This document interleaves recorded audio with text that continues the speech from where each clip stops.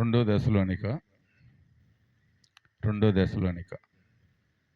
దశలోనిక రాసిన పత్రిక, రెండో దశలోనిక పత్రిక 3వ అధ్యాయం మొదటి నుంచి చూద్దాం. తుదకు సహోదరులారా మీలో జరుగుచున్న ప్రకారము ప్రభు వాక్యము శీఘ్రముగా వ్యాపించి మహిమపరచబడు నిమిత్తము మేము మూర్ఖులైన దుష్ట మనుషుల చేతిలో నుండి తప్పింపబడు నిమిత్తము మా కొరకు ప్రార్థించుడి. వినపడుతుందండి. ఈ సువార్త అంటే సామాన్యంగా చేసేది కాదండి. కొన్ని స్థలాల్లో తిరుగుబాట్లు వస్తాయి. అవునా? తిరుగుబాట్లు వస్తాయి, వ్యతిరేకతలు తిరుగుబాటు చేస్తారు, కొడతారు కూడా. ఒక్కో స్థలాల్లో ఏమండి కొడతారు. అప్పుడు కూడా మనం ధైర్యం చెడకుండా నిబ్బరముగా నిలబడాలి. అంటే ధైర్యం చెడకుండా నిబ్బరముగా నిలబడితే దేవుడు మనల్ని అంటే జాగ్రత్తగా, పౌలు ఎన్నోసార్లు దెబ్బలు తిన్నాడు. ఏమండి ఎన్నో పర్యాయములు ఆయనకు దెబ్బలు తగిలినాయి, కానీ ఎన్నడూ జారిపోయే మనసు ఆయనలోకి రాల. ఎందుకనంటే ఆయన ఆ దెబ్బలకి అలవాటు పడిపోయాడు. ఏమండి కాడికి అలవాటు పడిన కోడిదూడ వలె, ఏమండి కాడికి అలవాటు పడిన కోడిదూడ ఎలాగా తన బండిని లాగటానికి ఇష్టపడుద్దో, అంటే క్రీస్తు కొరకు శ్రమలు అనుభవించటకును దెబ్బలు భరించటకును తన జీవితాన్ని కొనసాగించటకు ఇష్టపడిపోయారు. అర్థమవుతుందా ప్రియులారా? నువ్వు నేను కూడా సాధకం చేయగలిగితే అవన్నీ మనకు కూడా సులువుగానే ఉంటాయి. అంటే సాధకం చేయలేకపోతే భారభరితముగా ఉంటాయి, కష్టతరముగా ఉంటాయి. ఎన్నో అంటే పరిస్థితులను నీవు నేను అర్థం చేసుకుని ముందుకు నడవాలి. ఇంకొక వచనం చూడమ్మా. విశ్వాసము అందరికీ లేదు, అయితే ప్రభువు నమ్మదగినవాడు, ఆయన మిమ్మును స్థిరపరిచి దుష్టత్వము నుండి కాపాడును. మేము మీకు ఆజ్ఞాపించు వాటిని మీరు చేయుచున్నారని ఇక చేయుదురని ప్రభువునందు మిమ్మల్ని గూర్చి నమ్మకము కలిగి ఉన్నాము. వినపడుతుందండి? అప్పగించిన పనిని నమ్మకంగా చేస్తారని ఒక నమ్మకం మాలో ఉన్నది. దానిని మీరు అంటే నమ్మకత్వాన్ని స్థిరపరచాలి. ఏమండి దేవుడు ఆశించిన దాన్నే నీవు నేను స్థిరపరిచి దానిని కొనసాగిస్తే ఎలాంటి శ్రమలైనను శోధనైనను దేవుడు వాటి నుంచి మనం తీసుకుని విడిపించడానికి సిద్ధముగా ఉన్నాడు దేవుడు. అంటే దేవుని యందు మొదట నిరీక్షణ గలవారమై ఉండాలి. దేవుడు నా కొరకు చేసిన త్యాగం ఇదని అర్థం చేసుకుని మనం నడుస్తున్నప్పుడు దేవుడు మనకి తోడుగా ఉంటాడు. దేవుని తోడు నీడ ఎల్లప్పుడు మన గృహానికి, మన బిడ్డలకి, అంటే మన ఇరుగు పొరుగు వారికి కూడా మనం ఆదర్శముగా ఉంటాం. అదో ఉందా ప్రియులారా? ఏదో వాక్యం అంటే ప్రార్థన అంటే వచ్చి వెళ్ళిపోయేది కాదు. వచ్చి వెళ్ళిపోతే ఎంతకాలం ఉన్నా మనం అలాగే ఉంటాం. అలాగని పని చేయకుండా అంటే దాన్ని కొనసాగించుకోకుండా దాని గురించి చెప్పడం కూడా కరెక్ట్ కాదు. అంటే కొంతమందికి వాక్యం అంతా తెలుసు, జీవితంలో దాన్ని ఏమంటే కొనసాగించలేరు. ఆ కొనసాగించే విషయంలో ఓడిపోతారు. ఇది ఎలా కాదని అది నాకు తెలుసు అండి, అది నేను ఎప్పుడూ చదివాను, నువ్వు ఇప్పుడు చదివేమో అంటారు. ఏమంటే అది నేను ఎప్పుడూ చేశాను, నువ్వు ఇప్పుడు చేసేవేమంటారు. కానీ సాధకం చేయటం ప్రాముఖ్యమైనది. వాక్యం ఒకసారి చదివేది సరిపోదు. 100 సార్లు చదివి 1000 సార్లు చదివినది చదివినప్పుడల్లా దానిలో ఒక కొత్త నూతన ఆలోచనలు పుట్టింటూ ఉంటుంది రోజు రోజుకి. అంటే ఒక పనిముట్టిన రోజు తోముతుంటే ఎలా ఉంటుంది, రోజు శుభ్రంగా ఏమంటే కడుగుతుంటే ఎలా ఉంటుంది, అది నీట్గా చక్కగా ఉంటుంది. అంటే హృదయం వాక్యం కూడా డైలీ చదువుతూ ఉంటే నీ హృదయం తేటగా తెప్పరెల్ల చేసి మంచి పదునుగల వాడిగల కట్టి వలె తయారవుద్ది హృదయం. అర్థమవుతుందా ప్రియులారా? ఏదో ఎప్పుడో చదివేసానులేండి, అది ఎప్పుడో చదివేసి పక్కన పెట్టేది కుదరదండి. నువ్వు చదివేసావు, దాన్ని సాధకం చేయకపోతే ఎలా? చదవటం వల్ల ప్రయోజనం ఏంటి? అంటే మంచి బిర్యానీ చేసి ఇంట్లో పెట్టుకుంటే తినలేదు, మనం కుక్కలు తినేసి వండుకున్నామని చెప్పుకుంటే ఏమైనా తృప్తి వచ్చిద్దా? వచ్చిద్దా? పని చెప్పండి, మీరు చెప్పండి. వచ్చిద్దా? తృప్తి వచ్చిద్దా? రాదు. చెప్పుకుంటా మనకు వచ్చిద్ది. అది అర్థమవుతుందా? అలాగే వాక్యం తెలిసి దాన్ని సాధకం చేయలేని వ్యక్తుల జీవితం కూడా అంతే. అంటే చెప్పుకుంటాకే పనికొస్తారు. అవునా కదా? ఆ? బాగా అర్థం చేసుకోవాలి మీరు. ఇంకొక వచనం చూడండి. దేవుని యందలి ప్రేమయు క్రీస్తు చూపిన ఓర్పును క్రీస్తు చూపిన ఓర్పును మీకు కలుగునట్లు మీకు కలుగునట్లు ప్రభువు మీ హృదయములను మీ హృదయములను ప్రేరేపించునుగాక. ప్రేరేపించునుగాక. వినపడుతుందండి? దేవుడే కొన్ని విషయాల్లో అండి ప్రేరేపిస్తాడంట. దేవుడు యస్సు ప్రభు వారు శిష్యులకు బాధ చేసినప్పుడు బాధ చేయమని చెప్పినప్పుడు ఏం చెప్పాడు? ఏమండి, మిమ్మల్ని రాజుల ఎదుటను అధిపతుల ఎదుటకు ఈడ్చుకుని వెళ్ళినప్పుడు మేమేం మాట్లాడాలని మీరు అన్నాడు ఆలోచించొద్దు, చింతపడొద్దు. ఆ సమయానికి తండ్రి మీకు ఏది అనుగ్రహిస్తే అదే అక్కడ మాట్లాడవచ్చు. అంతవరకు మీరు భయపడొద్దని చెప్పాడు. అర్థమవుతుందా ప్రియులారా? వాక్యం అనేది సిద్ధపడో లేకపోతే ఏదో గొప్ప కదా అని సాధకం చేసి వస్తే ఇక్కడికి వచ్చేటప్పటికి మారిపోద్ది, తారుమారైపోద్ది. ఏమండి, ఇక్కడ అవసరమైంది ఏదైతే అవసరమై ఉంటుందో దాన్నే దేవుడు ఆ సమయానికి తీసి వాడతాడు. ఆ సమయానికి అనుకూలంగా దాన్ని తీసి వాడుతుంటారు. వాడి దాని ద్వారా మనకి వర్తమానం తెలియపరచబడద్ది. అంతేగాని మనం సాధకం చేసినంతలోనే అది అండి ఇతరులకి బోధించేదిగా మారదు. దేవుడి నడిపింపు కూడా కావాలి. కొన్ని స్థలాల్లో దేవుడి నడిపింపు లేకపోతే అండి మనం చెప్పింది అక్కడ ఎలా ఉంటుందంటే నీటిలో పోసిన పన్నీరు గిలువ ఉంటుందా? శ్రీరత్నానికి తెలిసాము, నీటిలో పోసిన పన్నీరు గిలువ ఉంటుందా? అది వ్యర్థమైపోయింది. అవునా కదా? మన క్రైస్తత్వం కూడా మన ప్రార్థన కూడా అలాగే అయిపోద్ది. అందుకే విజ్ఞాపనతో కూడిన ప్రార్థన పౌలు చాలా జాగ్రత్తగా తన జీవితాన్ని అన్వయించాడు. పాత నిబంధనలో సొలొమోను జ్ఞాని, మహాజ్ఞాని. కొత్త నిబంధనలోకి వచ్చేది పౌలు కొంచెం ఆయనంత అని చెప్పుకోలేదు, కానీ ఉన్నవారిలో ఆయన కొంచెం జ్ఞానవంతుడు అండి, ఓర్పు సహనం కలిగిన వ్యక్తి. క్రైస్తవ జీవితంలో ఆటుపోట్లను ఎదుర్కొనే ధైర్యం కూడా కావాలండి. వినపడుతుందా? ఆటుపోట్లను ఎదుర్కొనే ధైర్యం లేకపోతే మనిషి ఊరినే తేలికైపోతాడు. ఇంకొక వచనం చూడండి. సహోదరులారా, మా వలన పొందిన బోధన ప్రకారం కాక అక్రమముగా నడుచుకును ప్రతి సహోదరుడి యొద్ద నుండి తొలగిపోవాలని. వినపడుతుందండి? ఎక్కడి నుంచి తొలగిపోవాలంట? అక్రమముగా నడుచు ప్రతి సహోదరుడి యొద్ద నుండి తొలగిపోవాలని మన ప్రభు అయిన యేసుక్రీస్తు పేరట మీకు ఆజ్ఞాపించుచున్నాము. వినపడుతుందండి?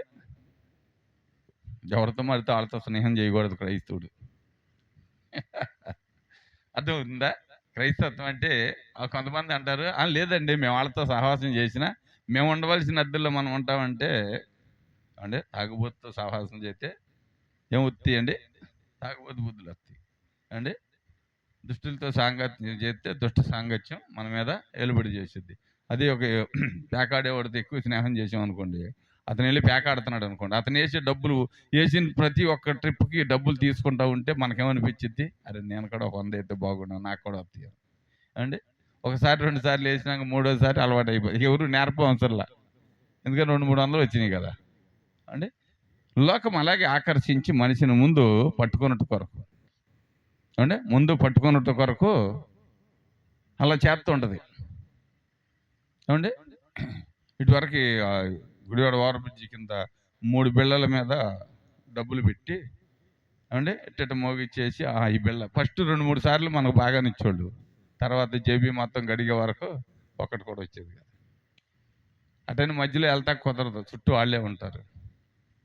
పడుతుందా? చుట్టూ వాళ్ళే ఉంటారు, గెలుచుకుని మనం వెళ్తా కుదరదు అంటే. సైతాన్ కూడా అంతే, మనకి ఏదో ఇచ్చినట్టు, మనం ఏదో చేసినట్టు, చక్కగా మనకు మేలు చేసినట్లుగా అంటే అలంకరించి చివరిలో మనల్ని తీసుకెళ్ళి అగాధంలో పడేస్తాడు. అందుకే జాగ్రత్తగా చూసుకోవాలి. క్రైస్తవ జీవితం ఏమండి రాజబాట కాదండి, ముళ్ళబాట. కళ్ళు మూసుకుని కాలు అసిరేదగా అయితే ఏ ముళ్ళు తగిలితే తెలియదు ఏమండి. ముళ్ళబాట ఇది, రాజబాట కాదు. ఎట్టమడితట నడవటానికి జాగ్రత్తగా అనుకూలంగా నడవాలి. చదువునాను ఇంకొంచెం. ఎలాగు మమ్మల్ని పోలి నడుచుకునే వాళ్ళని మీకే తెలియను. మీకే తెలియను. మేము మీ మధ్యను మేము మీ మధ్యన అక్రమముగా నడుచుకొనలేదు. అక్రమముగా ఎన్నడూ నడుచుకోనలేదు. ఎవని యొద్దను ఉచితముగా ఉచితముగా ఆహారము ఆహారము పుచ్చుకొనలేదు. పుచ్చుకొనలేదు. మేము మేము మీలో నీలో ఎవనికి భారముగా భారముగా ఉండకూడదని ప్రయాసముతోను కష్టముతోను రాత్రింబవళ్ళు పనిచేయచ్చు జీవనం చేసితిమి. మీరు మీరు మమ్మల్ని పోలి నడుచుకునే వాళ్ళనని మమ్మల్ని మేము మాదిరిగా కనపరుచుకున్నటకే ఎలాగ చేసి కనపడుతుందండి. నేర్చుకునే వారికి మాదిరిగా ఉండాలని చెప్పి పౌలు అలాగా చేశారని చెప్తున్నాను. చదువమ్మా. కానీ మాకు అధికారం లేదని చేయలేదు. మాకు అధికారం లేదని చేయలేదు. మరియు మేము మీ యొద్ద ఉన్నప్పుడు ఎవడైనాను పని చేయని వల్లని ఎడల వాడు భోజనం చేయకూడదని. వినపడుతుందండి. అంటే పని చేయని వాడు భోజనం చేయకూడదు, ప్రార్థన చేయని వాళ్ళకి కూడా భోజనం లేదు. వినపడుతుందా? వాక్యం చదవకుండా ప్రార్థన చేయకుండా ఉన్న వాళ్ళకి భోజనం పెట్టకూడదు ఈ లెక్కన. ఎవరైనా సరే జాయిల్ మీకైనా సరే, మీ అన్నయ్యకైనా నీకైనా సరే, వాక్యం చదవకపోతే భోజనం లేదు ఈ రోజు నుంచి కట్టు. ఓకేనా? చెప్పేయండి తల్లి. ఓకేను. చూడు, పని చేయకుండా భోజనం చేయకూడదని చెబుతుంది వాక్యం. ప్రతి మనిషి ఉదయం లేచి అండి నువ్వు చదవగలిగితే అధ్యాయం మొత్తం చదవలేకపోతే 2-4-3 వచనాలైనా చదివి ఏమండి, ప్రభా ఈ దినము నన్ను ఏమండి భూమి మీద ఉంచినందుకే వందనాలు. నా జీవితంలో మరొక దినం ఇచ్చావు. ఈ దినం నేను చెయ్యి ప్రయాణాలు పనులు ఏమండి అనేకమైనవి మీకు అనుకూలముగా ఉండుటకు నన్ను మీరు నడిపించండి ప్రభు. నా తలంపుల కంటే మీ తలంపులు ఎంతో విలువైనవి కనుక వాటి ద్వారా నడవగలిగినట్లు నాకు కృప చూపించమని ప్రార్థన చేసుకుని పని ప్రారంభించాలి. అంతేగాని లెగిత్తుగానే చీపురు కట్టించుకుని ఏమండి పక్కన వాళ్ళని కొనుక్కుంటా పనిచేసేది అంటే క్రైస్తవ లక్షణాలు కాదు. వీళ్ళు ఎగరు మాక నా ప్రాణం తీసి తింటా పుట్టారు లెగితే కొంతమంది అండి ఈ విషయాల్లో అండి ఓడిపోతాం. పొద్దున్నే మనం చేయవలసిన పని అదే, లెగటం అండి. మంచం మీద ఉన్నా నేల మీద ఉన్నా లెగటం, ప్రార్థన చేయటం, వాక్యం చదవటం, తర్వాత బయటకు రావటం. అలా చేయగలిగితే నీ హృదయము ఈరోజంతా ఎలా ఉండాలనేది దేవుడికి అర్థమయ్యి దానిలో ఉన్న చిన్న చిన్న చిక్కులు ఏమండి చికాకులన్నిటిని తీసివేసి అంటే దేవుడు ఏం చేస్తాడు, ప్రశాంతమైన వాతావరణాన్ని అంటే నీ తలంపుల్లోనూ నీ హృదయంలోనూ చక్కగా ఇమిడిపోయేలాగా దేవుడు ఏర్పాటు చేస్తాడు. అదే నూతన హృదయం. అంటే ఉదయం లెగుతుంగానే వాక్యాన్ని చదివితే నూతన హృదయం వచ్చిద్ది. అంటే లెగుతుంగానే అంటే కసుబుసులాడితే ఆ రోజంతా చికాకాత్మ మనిషిని వెలుబడి చేస్తూ ఉంటుంది. దేనికి చికాకు పడుతున్నాం? కారణం ఏంటండి? దేనికి చికాకు? దేనికి? సైతాన్ని పెట్టే తొందర అది. వాళ్ళు ఇచ్చేయలేదు, వాళ్ళు ఇచ్చేయలేదు, ఇవన్నీ నేనే చేయాలా అంటే నిదానంగా చేసుకోప్పుడు ఎవరైనా కొడతారా? రత్నం నువ్వు విసురుకుంటున్నావా పిల్లల మీద? రత్తంలే. జాగ్రత్తగా ప్రతి ఒక్క విషయాన్ని ఏమండి అర్థం చేసుకుంటూ ముందుకెళ్ళాలి. ఒకసారి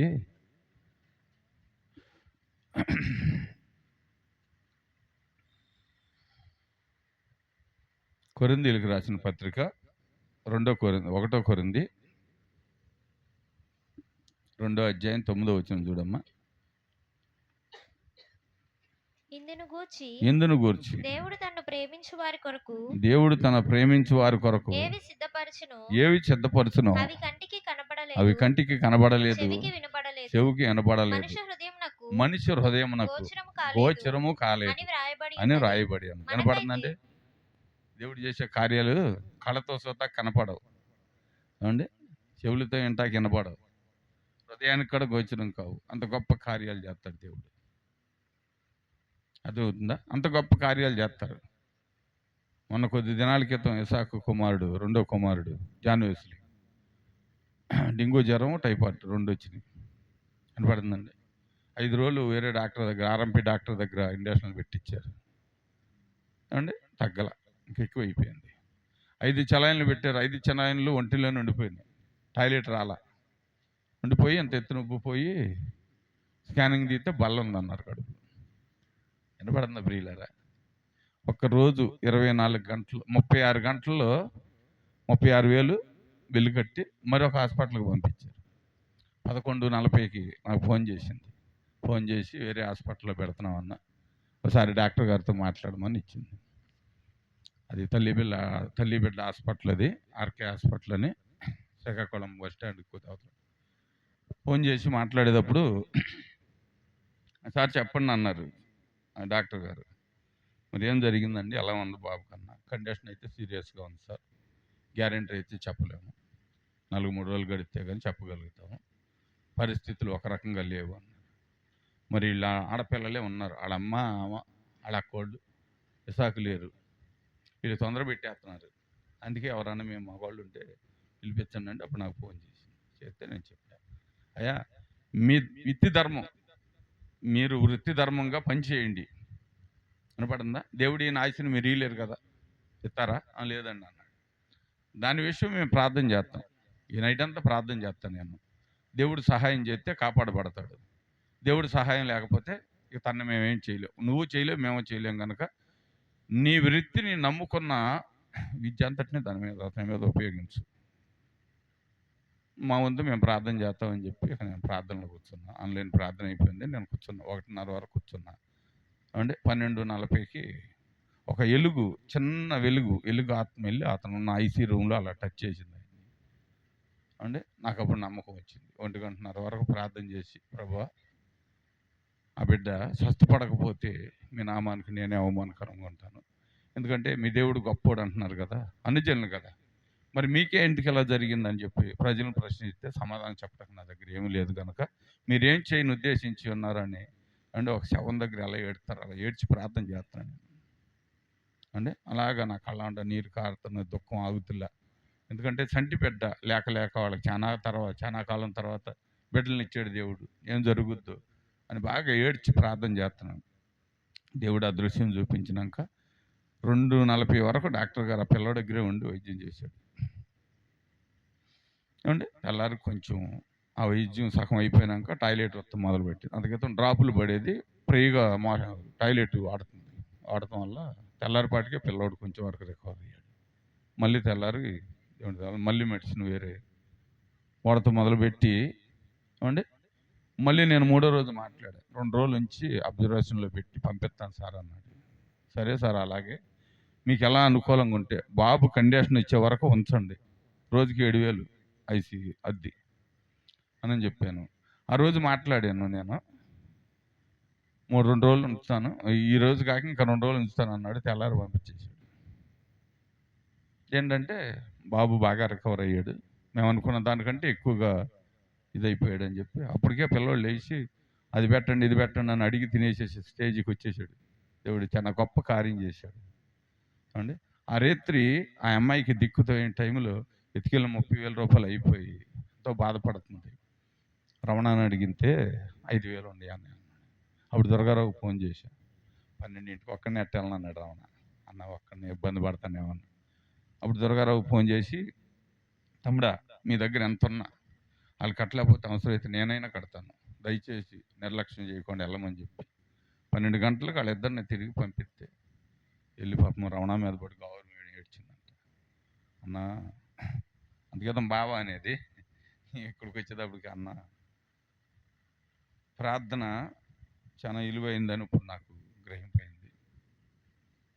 ఈ టైంలో మా కొరకు శ్రమపడి రావటమే కాకుండా డబ్బులు సమకూర్చి తెచ్చినందుకు మీకు చాలా రుణపడి ఉంటాను. అట్ట ఇవన్నీ వదిలేసేయమ్మా, తప్పు. ముందు మన బిడ్డను రక్షించుకోవాలి, దేవుడు మనకు చూడండి. ఆ ప్రేమ లేకపోతే ఆ టైంని వెళ్తాడు ఆయన. బయట వాళ్ళకి చెబితే వెళ్తారా? రాముకు మరీ చెప్పా, నువ్వు కూడా వెళ్ళమని. అసలు వాళ్ళకి వెళ్ళి పలకరించి రాలా, అక్కడికి వెళ్తే వాళ్ళ చీకట్లు వాళ్ళ మీదకి వచ్చేది అంట. ఏమండి చీకట్ల మీదకి వచ్చేది మనం చేసే ప్రార్థన ఏమైపోతుందండి? ఏమండి అన్ని చీకట్లు మన మీదకి వస్తే మనం చేసి మన దగ్గర దేవుడు లేకపోతేనే చీకటి వచ్చేది. అండి మన హృదయంలో ఎప్పుడైతే ముళ్ళ కంచి ఉంటుందో అది మనుషులను భయంకృతులుగా చేసేసి భయపెట్టేసిద్ది. ఆ ముళ్ళకంచి తీసివేసినప్పుడు ఎక్కడికైనా వెళ్ళిపోతాడు మనిషి. ఏమండి? ఎక్కడికైనా వెళ్ళిపోతాడు. ఎందుకని? నన్ను కాపాడే దేవుడు ఉన్నాడు. ఏమండి? మిఖాయేలు దూత ఎప్పుడు మనతో తోడుగా ఉంటుంది. మిఖాయేలు ఎప్పుడు మనతో తోడుగా ఉంటుంది. ఎందుకనంటే అది దేవునికి సహకారి, ప్రజలకి సహకారి. మిఖాయేలు దూత దేవునికి ప్రజలకు కూడా సహకారిగా ఉంటుంది. కాపుదల ఎక్కువ. ప్రతి దానిని జయించగలిగే ఏమండి శక్తిని మిఖాయేలుకు అప్పగించాడు దేవుడు. దూత తోడుగా ఉంటుందనే ధైర్యంతో నువ్వు ఎక్కడికి వెళ్ళినా ఇంకా అది తిరుగుబాటు చేసేది ఎప్పుడంటే నువ్వు ధైర్యంగా ప్రార్థన చేసి సిద్ధపాటు చేసి వెళ్తే బలహీనలైన వారు వెనకాల ఉంటే వాళ్ళ మీదకి వచ్చింది. అంటే వాళ్ళని కూడా బలపరచాలి. కుటుంబంలో ఎవరు బలహీనలు ఉంటే వారి మీద వెలుబడి చేసేది, తొందర పెట్టింది. చదువు నాన్న కోసం. మనకైతే దేవుడు దేవుడు తన వాటిని ఆత్మ వలన బయలుపరిచి ఉన్నాడు. ఆత్మ అన్నిటిని దేవుని మర్మములను కూడా పరిశోధించుచున్నాడు. ఒక మనిషిని సంగతులు అతనిలోనున్న మనిషి ఆత్మకే గాని మనుషులలో వినపడుతుందండి. ఒక మనిషిలో ఉన్న ఆత్మ ఎవరికి తెలిసిద్ది? నిజం, నీ మనసులో ఉన్నది నాకు తెలిసిద్దా? నీ మనసుకే తెలిసిద్ది. నీలో ఉన్న మంచి అయినా చెడైనా, ఏమండి, మేలైనా కీడైనా నువ్వు ఆలోచించే ఆలోచన నీ వరకే కానీ అది ఇంకో మనిషికి తెలియదు కదా. వాస్తవంగా మంచిది. అలాగే దేవుని సంగతులు దేవుని ఆత్మకే గాని మరి ఎవరికి తెలియవు. దేవుని వలన మనకు దయచేయబడిన వాటిని తెలుసుకొనుటకై మనం లౌకిక ఆత్మను కాక దేవుని యొద్ద ఉండి వచ్చు ఆత్మను పొంది ఉన్నాము. వినపడుతుందంటే లౌకిక ఆత్మ అంటే ఊరిన వాక్యాన్ని ధ్యానించి ఏమండి తెలుసుకొని దాన్ని ప్రకటించేసి ఏమండి ఈరోజు నేను బాగానే చెప్పాను అనుకునేది లౌకిక ఆత్మ. నువ్వు దేవుని దగ్గర కూర్చుని దేవునితో సమయాన్ని గడిపి మినిమం వాక్యం చెప్పాలంటే ఒక గంటన్నర దేవుని దగ్గర కూర్చోవాలండి సమయం. వినపడుతుందా? రేపు సిద్ధపాటు కొరకు ఈ రాత్రి అంటే లాజర్ గారు కొన్ని స్థలాల్లోకి మనం పంపిస్తాను అన్నప్పుడు తెల్లవారు 4 వరకు నేను వాక్యం చదివాను, ప్రార్థన చేశాను. అక్క పిల్లలని నిద్ర రావట్లేదా? నీకు నిద్ర రావట్లేదా? ఎట్టయితే ఆరోగ్యం దెబ్బతినిపోతుంది. ఆరోగ్యం దెబ్బతినిపోతాక నేనెవరిని? ఆరోగ్యాన్ని ఇచ్చేది ఆయన. ఏమండి నిద్రను ఆపేది కూడా ఆయనే. నా అంతటికి నేను ఆపలేను కదా. నిద్ర ఆపగలనా? ఏమంటే సమయం వరకు పనిచేసి వచ్చి పొలంలో పనిచేసి వచ్చి అప్పటి వరకు ఉండాలంటే మన వాళ్ళు వద్దా? ఏమంటే కష్టపడి అంతసేపు ఉండగలుగుతామా? ఆయన ఇచ్చినదే మనం చేయగలుగుతాం. ఆ ఆత్మను మనం పొందాలి. దేవుని దగ్గర నుంచి వచ్చే దైవిక ఆత్మను పొందాలి. చదువునాను. మనిషి జ్ఞానము నేర్పు మాటలతో గాక ఆత్మ సంబంధమైన సంగతులతో సరిచూచుచు ఆత్మనేర్పు మాటలతో వీటిని గూర్చే వినపడుతుందండి. ఆత్మ నేర్పించే మాటలను గూర్చి వాటి విషయమే పౌలు బోధించాడంట. అర్థమవుతుందా ప్రియులారా? అండి ఏ స్థలాల్లోకి వెళ్తే ఏం వాక్యం చెప్పాలని అండి కొంతమంది ప్రత్యేకించి వాటి మీద కాన్సెప్ట్ పెట్టుకుని వాక్యాన్ని చదివి దానికి తరిపి చేసి వచ్చి బోధిస్తారు. అవునా కదా? సందర్భాన్ని బట్టేది వాక్యం కాదండి. దేవుడికి ఏది అవసరం అయితే దాన్నే తెలియపరచాలి. అర్థమవుతుందా? ఇప్పుడు మీకు చెప్పే వాటిల్లో కొన్ని నేను రాసుకొచ్చినవి ఉండవు, నేను ఇక్కడికి వచ్చి ఏది చదివితే అదే స్టాండర్డ్ అయింది. అర్థమవుతుందా? మనం అనుకునేవన్నీ జరగవు. దేవుడు మనకు నేర్పించేయే కొన్ని ఏమండి జరుగుతాయి. దేవుడు మనకు నేర్పించే వాటిని మనం నేర్చుకున్నటకు ఇష్టపడాలి. ఇష్టపడితేనే ముందుకెళ్ళగలుగుతాం. చదువు ఇంకొక. ప్రకృతి సంబంధి అయిన మనుషుడు దేవుని ఆత్మ విషయం వలన ఆత్మ విషయంలో అంగీకరించడు. అవి అతనికి అండి దేవుని మాటలు కొంతమందికి వెర్రితనంగా ఉంటాయి. మాకు తెలుసులేండి అండి, మాకు తెలుసులేండి అంటారు. అర్థమవుతుందా? తమ్ముడు మంచిలో బాటిల్ అండి ఉందండి, తీసుకో. వినపడుతుందండి. దేవుడు కొన్ని విషయాల్లో అంటే మనకు నేర్పించే వాటిని మనము జాగ్రత్తగా వినాలి. ఏమండి మనం మా గ్రామంలో కూడా కొన్ని స్థలాల్లో మీటింగ్లు పెడతారు కదా, లేదు గొప్ప కొడుకులు పెడతారా, నన్ను పిలిస్తే అయ్యగారులకు మొహం నల్లగా అయిపోయింది.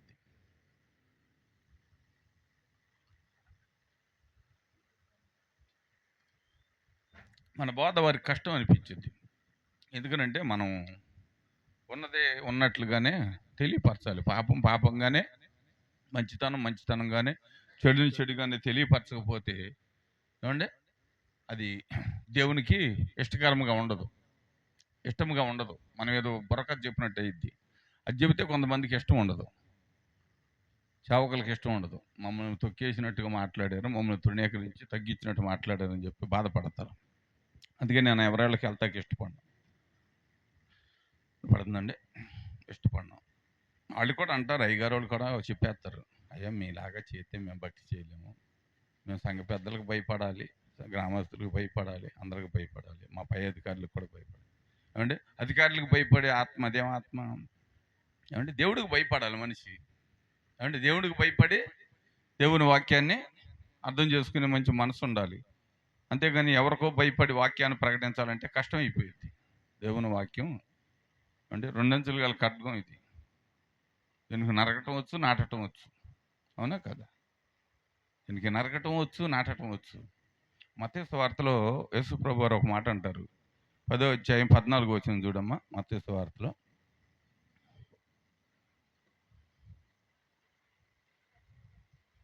అమ్మ 10:14 రా. ఎవడైనను మిమ్మల్ని చేర్చుకొనక మీ మాటలు వినుకుండిన ఎడల మీరు ఆ ఇంటినైనను ఆ పట్టణమునైనను విడిచిపోయినప్పుడు మీ పాదధూళి దులిపివేయుడి.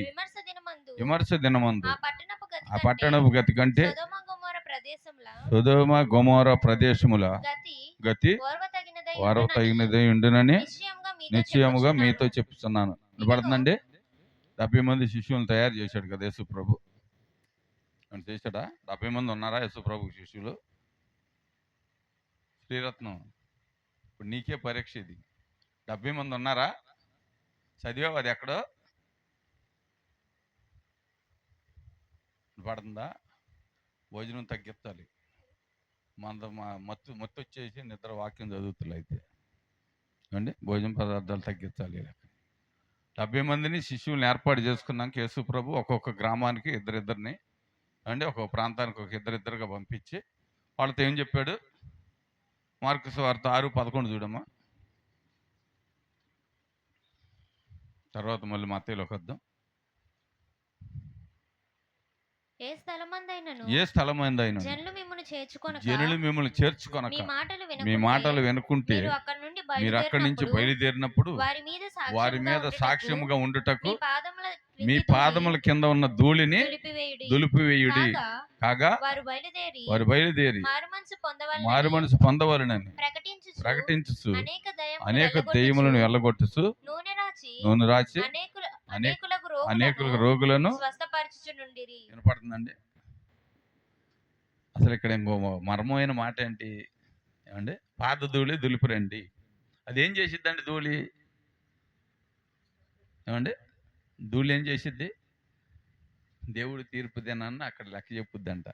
అయ్యా ఈ పట్టణానికి కూడా వచ్చారు దేవుని బిడ్డలు, ఈ పట్టణంలో కూడా బోధ జరిగింది, ఈ గృహాల్లో కూడా బోధ జరిగింది, ఈ ప్రజలందరూ విన్నారు, కానీ వీరు తెలియనట్లుగా ఉన్నారు అని ఇది వెళ్ళి ధూళి అక్కడ సమాధానం చెప్పు, దేవుడి దగ్గర సాక్ష్యం ఇచ్చిద్దంట. అప్పుడు ఏం చేస్తాం ఏమండి? మనుషులు మనకు చెప్పలేదు లేని మనం తప్పించుకుంటే వీల్లేదు. ధూళి కాపలాగా ఉంది. ఆ పట్టణం విషయమే ధూళి కాపలాగా ఉంది. ఏమండి? సొదొమ గొమొర్రా అది శాపగ్రస్తమైన పట్టణాలు. ఆ పట్టణాల కంటే కూడా దిగజారిపోద్దని చెబుతున్నాడు దేవుడు ఇక్కడ. అర్థమవుతుందా ప్రియులారా? దేవుని మాటని నీవు నేను నిర్లక్ష్యం చేయకూడదు. నిర్లక్ష్యం చేస్తే దేన్ని నీవు నేను అంటే ముందు కొనసాగించలేము. ఇప్పుడు మత్తయి సువార్తలోకి రాము.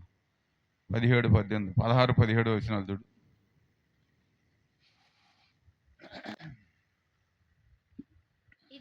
ఇదిగో తోడేళ్ల మధ్యకు గొర్రెలను పంపినట్లు నేను మిమ్మల్ని పంపుచున్నాను గనుక పాముల వలె వివేకులను, వివేకులను, పావురముల పావురముల వలె నిష్కపటములై యుండుడి. ఉండుడి. మనుషులను గూర్చి గూర్చి జాగ్రత్త పడుడి. వారి మిమ్మును మహాసభలకు మహాసభలకు అప్పగించి తమ తమ సమాజ మందిరములలో కొరడాలతో మిమ్మల్ని కొట్టింతురు. కొరడాలతో కొట్టింతురు. వీరికి వీరికి అన్యజనులకును అన్ని జనులకును సాక్షార్థమై సాక్షార్థమై నా నిమిత్తము నా నిమిత్తము మీరు అధిపతుల యొద్దకును రాజుల యొద్దకును తేబడుదురు. తేబడుదురు. వారు మిమ్మల్ని అప్పగించినప్పుడు ఎలాగ మాట్లాడదము, ఏమి చెప్పుదము అని మీరు చింతింపొద్దు. మీరేమి చెప్పవలనో అది ఆ గడియలోనే మీకు గ్రహింపబడును. మీ తండ్రి ఆత్మ మీలో ఉండి మాట్లాడుచున్నాడని మాట్లాడువారు మీరు కారు. సహోదరుడు సహోదరుని తండ్రి కుమారుణ్ణి మరణమును అప్పగించెదరు. పిల్లలు తల్లిదండ్రుల మీద లేచి వినపడుతుందండి, తిరుగుబాటు చేస్తారంట. దేవుని మాట వినకపోతే జరిగేది అదేనండి. వినపడుతుందా? అక్కడ ఏమంటున్నాడు? ఏం మాట్లాడాలి, ఏం చెప్పాలని మీరు చింతించొద్దు. అక్కడ మీ తండ్రి ఉంటాడు, ఆయన మీకు తోడుగా ఉంటాడు. ఆయన ఆత్మ మిమ్మల్ని ఎవరికి ఎలాగా సమాధానం చెప్పాలో అది నడిపించిద్ది. ఆ ఆత్మ మనల్ని ప్రేరేపించి మాట్లాడించిద్దంట. మనం కంగారు పడితే రాదు అది. అవును, మనం కంగారు పడితే ఏం చెప్పాలో తెలియదు. కానీ దేవుని ఆత్మ మనతో ఉన్నప్పుడు అంటే అది నిర్భయముగా మనతో మాట్లాడించిద్ది. భయపడదు ఎవరికి. క్రైస్తవుడు అంటే గర్జించే సింహం లాంటి వాడు అంటే పిల్లిలాగా దాక్కోడు. సింహం ఎప్పుడైనా తప్ప పిల్లికి దడుతుందండి, తలంచుద్ది. దేనికన్నా సింహం అంటే దేనికి తలంచదు. క్రైస్తవుడు కూడా అలాగే ఉండాలి. ఏ స్థలంలోనైనా ఎక్కడైనా నేను క్రైస్తవుడిని, నా జీవితంలో దేవుడు ఇలాగా నన్ను లేవనెత్తాడు, ఈ గొప్ప కార్యాలు నా ద్వారా దేవుడు ఇలా చేశాడు అని చెప్పగలేవాడే క్రైస్తవుడు. అవసరాన్ని బట్టి ఒకసాట మారిపోతాం మనిషి. ఏమండి, అమ్మో వీళ్ళకి దేవసు ప్రభుని గురించి చెప్తే ఏమన్నా అనుకుంటారేమో, లేకపోతే మనల్ని తక్కువగా చూస్తారేమో అని మనం అన్నట్టు భయపడడం అవసరం లేదండి. ఇప్పుడు మన భారతీయ కూడా అంతే. మగం భారతి, నువ్వు ఇప్పుడు అటు వెళ్ళిపోయావు, ఆ దేవుడి దగ్గరికి వెళ్ళి మీ పిల్లల్ని ఎవరికి ఇస్తా, తక్కువ కులం వాళ్ళకి ఇస్తావా అండి అని అంటే ఏం చెప్పాలో తెలియక కంగారు పడిపోయి. ఇప్పుడు అంటే నన్న 6 నెలలు మిమ్మల్ని కాదనుకుని విడిచిపెట్టేసాం, కానీ 6 నెలలు ఎన్నడూ మేము మనశ్శాంతిగా బ్రతకలేదన్న. కుటుంబం అంతా కలవరం, ఏదో ఒక కలవరం వస్తూ ఉండేదన్న. మీరు మమ్మల్ని మర్చిపోవద్దన్నాను. ఇప్పుడు ఆన్లైన్లో కూడా కలుస్తుంది అండి. ఆన్లైన్లో కలిసి సగం నిద్రపోయి లేగుతుంది. లేచి అన్న అయిపోయిందా ఏమండి, అయిపోయిందా ప్రార్థన అంటే వాళ్ళు 9 గంటలకి పడుకోవడం అలవాటు. 12ంటికి కంగారు పడి లేచి మనం ఫోన్ చేసి అన్న అయిపోయిందా ప్రార్థన, 12 అయిపోయిందన్న, నేను రమణాన్ని చేసేటప్పుడు ఉన్నాను, ఇసాకాన్ని చేసేటప్పుడు ఉన్నాను, చేద్దాం అనుకున్నాను, నిద్రపోయాను అన్నాడు. అందుకే నేను స్టార్టింగ్లో చేయమంట. నాకు ఏం తెలియదు పాపం. ప్రభా నువ్వు మమ్మల్ని కాపాడినందుకు వందనాలు, మాకు రక్షణ ఇచ్చే వందనాలు, ఆమెనంట. రెండే. ఇక ఎన్ని సంవత్సరాలు నుండి ఈ 2 మాటలే నేర్చుకోమ్మా, ఎందుకంటే ఎక్కువ నేర్చుకోవద్దంట నేను. వినపడుతుందా? అని జనుల ప్రియులారా, వాళ్ళకి గట్టిగా చెబితే నొచ్చుకుంటారు, బాధపడతారు. కానీ బాధపడతారని వాళ్ళని మనం గారాబం చేయకూడదు. అంటే గారాబం చేస్తే తండ్రి శిక్షించిన కుమారుడు ఏమవుతాడంట అంటే తండ్రి శిక్షించిన కుమారుడు పెద్దడు బాగుపడతాడా? ఇప్పుడు ఇద్దరు కుమారులు, చిన్న కుమారుడు విషయం ఎలా ఉంది? తండ్రి శిక్షించలేదు, ఆయనకి ఎదురు చెప్పలేదు, అన్నదంతా అయిపోయినాక ఏడ్చుకుంటూ వస్తున్నాడు చింపురు గొడ్డలతో. ఆయన తండ్రి కాబట్టి ప్రేమించాడు. మరి పగవాడైతే ఏమంటాడు? ఇతనికి ఒళ్ళు నీరు పట్టి ఉన్నదంతా అవ చేసుకుని ఇప్పుడు రోడ్లు పాలయ్యి ఇప్పుడు వస్తున్నాడు దిక్కు దశ లేకుండా అంట. అదే తండ్రి అలా అనలేడు కదా. ఏమండి, మన తండ్రి కూడా పరమ తండ్రి, మనల్ని ప్రేమించే తండ్రి, మనల్ని విడిచిపెట్టకి అన్నాడు. ఏమండి, మనం చేయి విడుటకి దేవుడు ఎన్నడూ ఇష్టపడడు. అందుకని జాగ్రత్తగా నీవు నేను చేయాలి. పిలిపిలికి రాసిన పత్రిక 1:8 చూడమ్మా.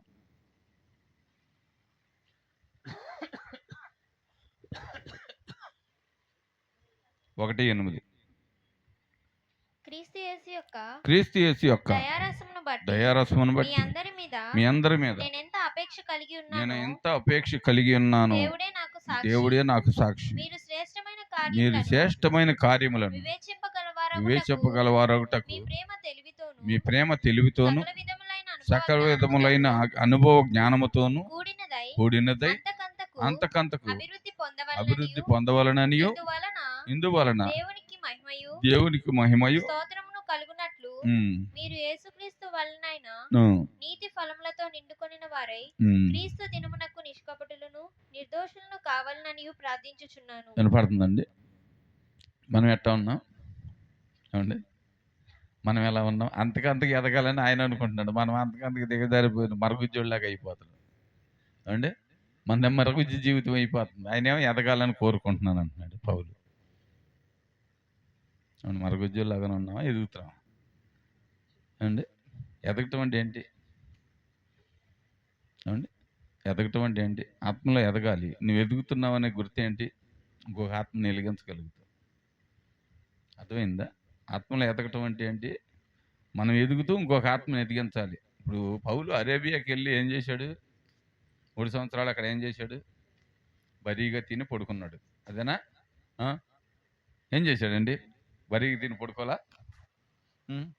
అనేకులకు పరిచర్య చేయుతూ తన సొంత ఆయన సొంత హస్తాలతో ఎరాలు కొట్టుకుంటూ అద్దె ఇంట్లో ఉండి అద్దె కట్టుకుంటూ ఏమండి తనంతట తానే వంట చేసుకుని తింటూ అనేకుల్ని క్రీస్తు వైపుకి తిప్పాడు. ఏమండి?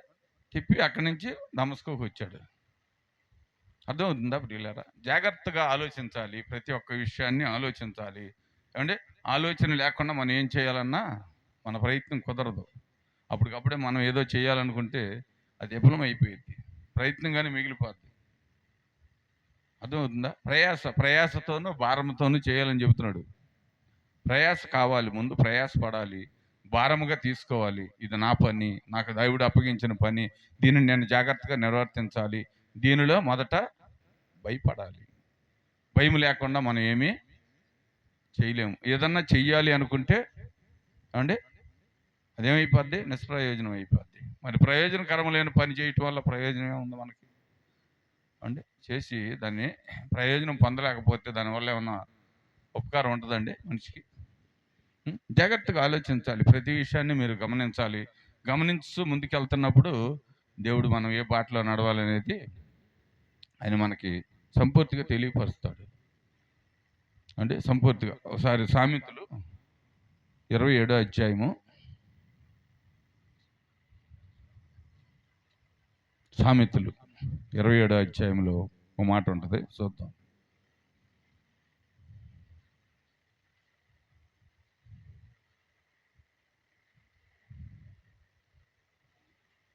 చదువు. 1 నుంచి చదివిన పర్ల, 3 నుంచి చదివిన పర్ల. రేపటి దినము గూర్చి అతిశయపడకము. ఏ దినము ఏమి సంభవించునో అది నీకు తెలియదు.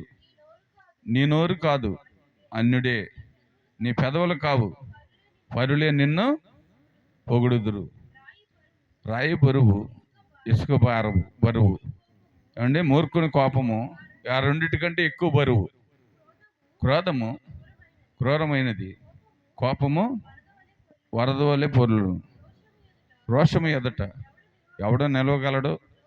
లోపల ప్రేమించడం కంటే బహిరంగముగా గద్దించట మేలు. వినపడుతుందండి? లోపల ప్రేమించడం కంటే బహిరంగంగా గద్దించి ఆ వ్యక్తిని సరిచేస్తే మంచిది.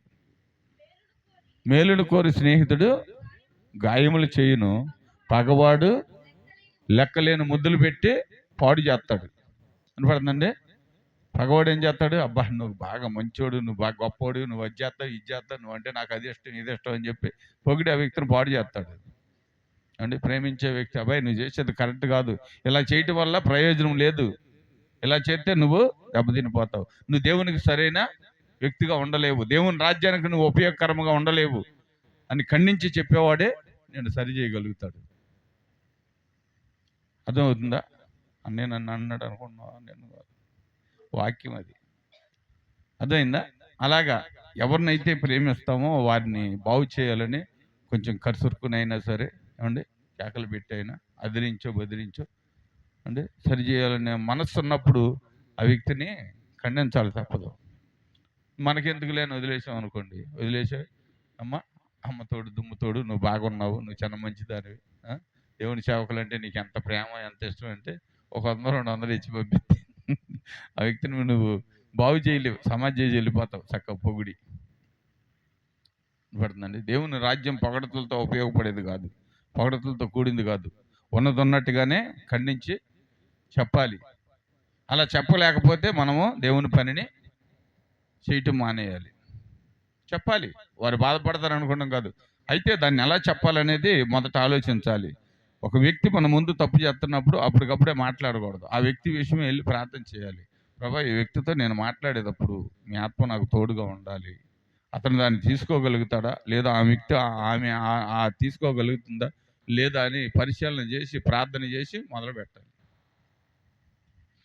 ఎక్కడ దొరికితే అక్కడే మాట్లాడామనుకోండి, ఏమండి, ఈ లోకం లౌకిక ఆత్మ ఏలుబడి చేస్తుంది. ఆ ఆత్మ మనిషిని దెబ్బతీసిద్ది. దెబ్బతీసినప్పుడు ఆ మనిషి అంటే నిర్చించిపోతాడు.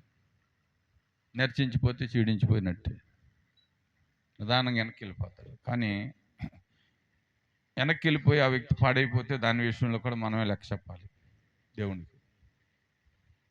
అర్థమవుతుందండి? ఆ విషయమే దేవుడికి మనమే లెక్క చెప్పాలి. అందుకే ప్రతి విషయాన్ని జాగ్రత్తగా లెక్క చూసుకుని మనం మంచిది ఏదో చెడ్డది ఏదో అంటే పరిశీలన చేయాలి. చేసినప్పుడే నువ్వు నడవలసిన త్రోవ ఏంటనేది దేవుడికి తెలియపరుస్తాడు. గలతీయులకు రాసిన పత్రిక, గలతీయులు 4వ అధ్యాయం 16వ వచనం.